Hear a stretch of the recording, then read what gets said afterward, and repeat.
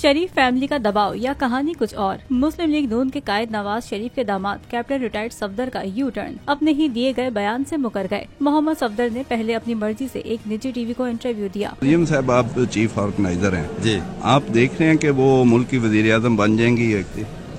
मुझे तो मुस्तकबिल करीब में नजर नहीं आती, क्योंकि हालात इस तरह 2025 में इलेक्शन होगा। इंटरव्यू नशर हुआ तो निजी चैनल के खिलाफ मुहाज खोल दिया और निजी टीवी के बाइकआउट का भी ऐलान कर दिया।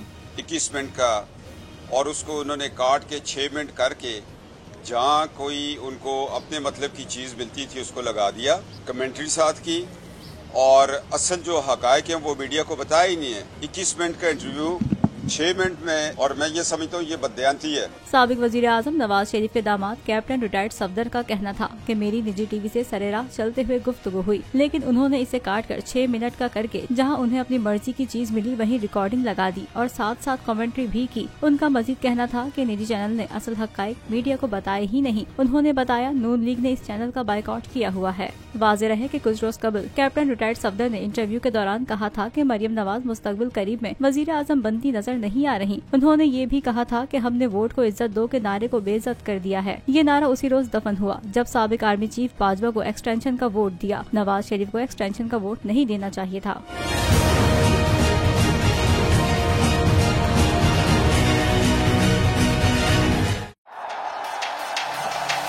जिंदगी एक मैदान है और PSL 8 में हर टीम को छूना आसमान है। 6 टीमों के बीच धुआंधार लड़ाई। ये शोर ना लड़ाई का है ना डर का, ये शोर है जीत का, ये शोर है जुनून का। खेल का जुनून रोजाना रात 11 बजे सिर्फ बोल न्यूज पर।